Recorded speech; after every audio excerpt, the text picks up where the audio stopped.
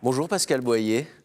Avec vous, on va parler de l'eau du robinet dans quelques instants, mais de l'eau qui coule aussi dans des colocations intergénérationnelles. C'est pas forcément facile à dire. C'est une petite patate chaude dès le lundi. Hein, ça, quand on est un petit peu. Mais oui, parce que j'ai le nez plein. Vous voyez, moi, je suis passé à peine entre les mailles du virus de la grippe. Ouais. Alors de temps en temps, ça me. Ça prend. Bah oui, ça prend un peu. C'est quoi les colocations intergénérationnelles ? Alors, c'est de la cohabitation entre les seniors et les jeunes. Dit comme ça paraît évident, mais ça répond à un réel besoin. Bon, un réel besoin de la part de qui ? Des deux protagonistes que sont les seniors et les jeunes. Alors pour les seniors, c'est par rapport à la solitude. On s'est rendu compte suite à la canicule de 2003 qu'il y avait effectivement beaucoup de personnes âgées qui étaient seules. Et c'est d'ailleurs à ce moment-là que des associations sont nées pour leur permettre d'être moins seules. Alors le Crous manque cruellement de logements. C'est donc une bonne solution pour les étudiants aussi. C'est une bonne solution pour les étudiants parce que donc difficulté de trouver un logement auprès du Crous. Donc les étudiants sont obligés de faire appel à d'aller dans des appartements privés où c'est beaucoup plus cher. En plus le loyer ne cesse d'augmenter. Donc c'est un bon plan. C'est un bon plan. Sachant qu'il y a une étude qui a été faite sur les loyers dans les différentes villes. Oui. Bon, dans notre région, on est plutôt bien placé. Cependant, ceux qui vont à Paris, là, tout de suite, on comprend qu'avec un loyer en moyenne de 830 €, c'est un sacré budget. Bordeaux se situe à 488 € en moyenne. C'est combien de places par rapport à Paris ? C'est combien de... On est bien situé. Oui, à la 12e position pour Bordeaux, après 37e position pour Limoges, 38e pour Poitiers. Donc on va dire que finalement, Limoges d'ailleurs s'inscrit suite à ce classement-là dans les villes les moins chères pour les étudiants. Avec une moyenne de 721 €, contrairement à Paris où c'est 1224 € le coût de la vie étudiante. Le coût de la vie étudiante. Hein. Et puis le loyer de Limoges ou de Poitiers est à peu près le même, à 2 € près. 2 € On va évidemment pas chipoter. Concrètement, comment se passe la colocation intergénérationnelle ? Alors, c'est une personne âgée qui va accepter d'accueillir un étudiant dans son domicile. L'étudiant aura sa chambre et il aura accès aux grands classiques de la maison, à savoir la cuisine, la salle de bain, etc. Les pièces à vivre. Les pièces à vivre, on va dire ça comme ça. Les pièces en commun. Chacun son espace, hein, cependant. Chacun son espace, les règles sont à fixer. Alors, un exemple à Bordeaux avec l'association Vivre avec. Cyrielle Bellando est en ligne avec nous. Bonjour Cyrielle. Bonjour Cyrielle. Bonjour. Vous avez créé l'association Vivre avec. Comment est née l'association ? Alors, l'association Vivre avec a été créée en 2004 par la directrice Élise René, suite à la canicule de 2003. Ouais. Et donc, du coup, quel est votre rôle au sein de l'association ? Vous êtes animatrice sociale ? Oui, je suis animatrice sociale, donc moi je m'occupe de la mise en relation des personnes âgées et des jeunes et du suivi des binômes créés tout au long de l'année. On va prendre des exemples très concrets. Hein. Oui. Alors, admettons, parce que j'ai l'âge, Messire, Aïssa, je suis étudiant et je cherche un logement. Quelles sont les étapes que je dois suivre ? Alors, tout d'abord, il faut nous contacter pour qu'on puisse en discuter. Après, sur notre site internet, il y a un dossier à télécharger, à nous renvoyer. Un dossier complet, donc on demande aussi certains papiers comme la carte d'identité, la carte d'étudiant, voilà. Et après, nous, on fixe un entretien pour se rencontrer. Il y a une rencontre, évidemment. Et alors, Raïssa, elle, admettons qu'elle soit senior. Je suis senior et je souhaite accueillir à mon domicile des étudiants. Qu'est-ce que je dois faire ? Alors, simplement nous contacter. On est joignable par téléphone toute la semaine. Voilà, nous contacter. Et après, nous, on se déplace à votre domicile pour vous rencontrer, vous expliquer ce qu'on fait et répondre à toutes vos questions. C'est-à-dire que vous allez chez les personnes âgées pour voir à quoi ressemble leur domicile avant d'y envoyer un étudiant. C'est ça l'idée aussi, hein ? Oui, de voir si le domicile peut accueillir, mais c'est surtout qu'on puisse se faire connaître et que rassurer la personne âgée, répondre à toutes ces questions avant qu'elle s'engage. Oui, la rassurer pour dire que tous les jeudis soirs, il n'y aura pas une fête d'étudiants dans son appartement. C'est important. À Bordeaux, à Poitiers ou à Bayonne. Ouais, c'est super important. Question loyer, est-ce qu'il y a un échange d'argent ou pas ? Alors non, c'est pas un échange d'argent, c'est pas vraiment un loyer parce qu'on parle de cohabitation. C'est vraiment un échange basé sur la solidarité et le donnant-donnant. C'est une personne qui a une chambre mais qui souffre de solitude, vraiment qui se sent seule chez elle, qui va proposer la chambre à un étudiant. L'étudiant va gagner un logement.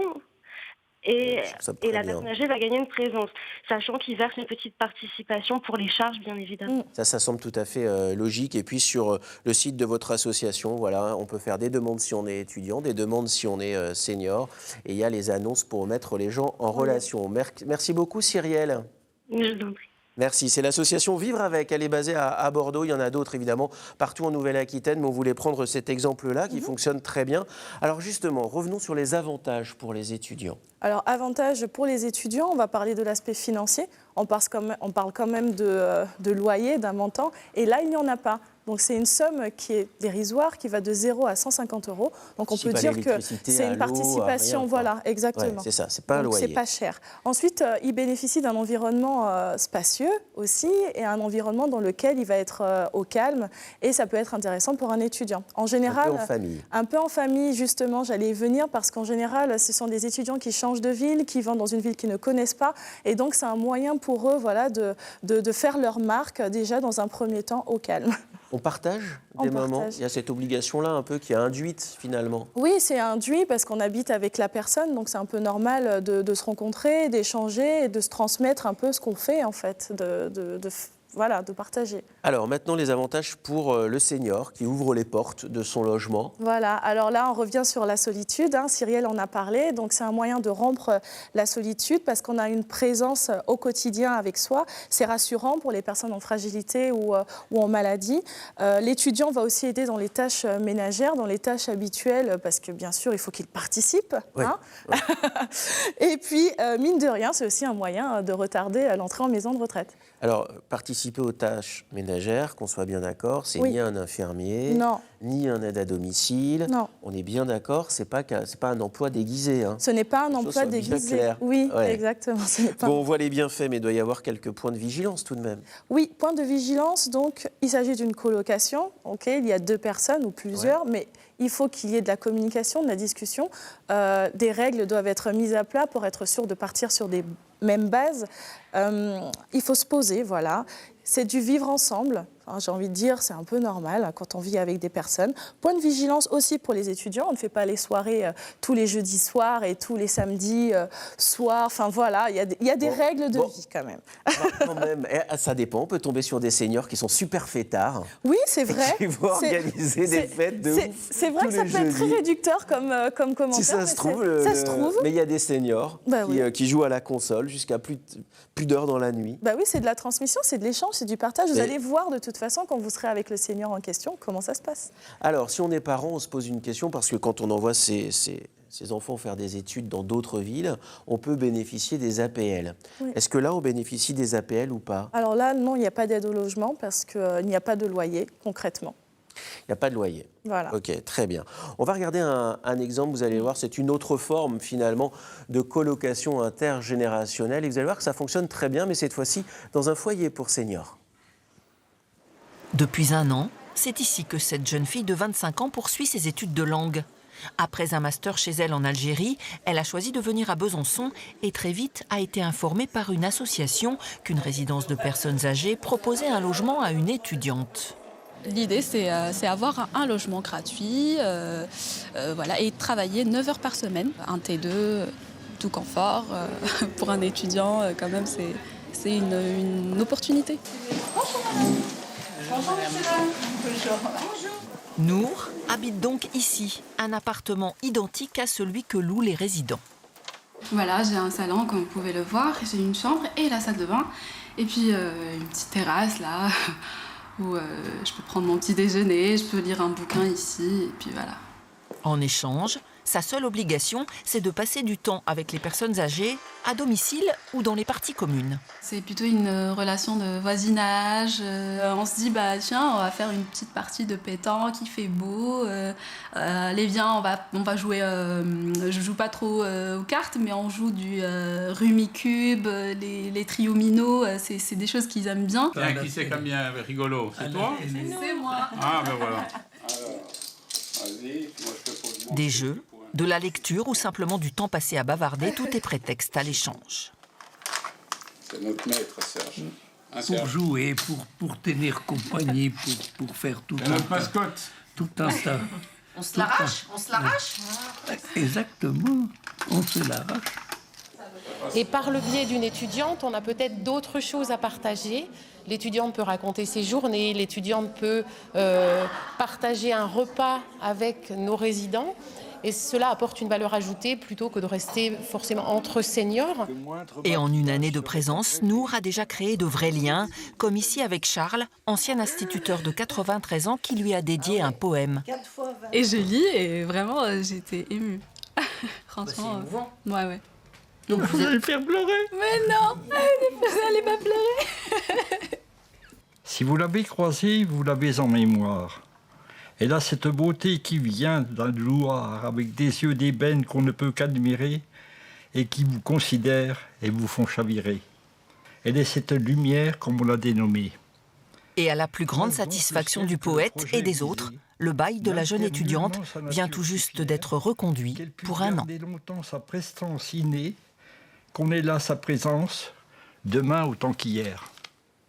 C'est hyper touchant. C'est hyper touchant. On voit que ça peut fonctionner, évidemment. Il y a des exemples aussi dans notre région, à Bordeaux. Avec Domitis, qui a proposé 10 de ses résidences seniors aux jeunes. Donc à Bordeaux, il y a la résidence Millésine qui le propose.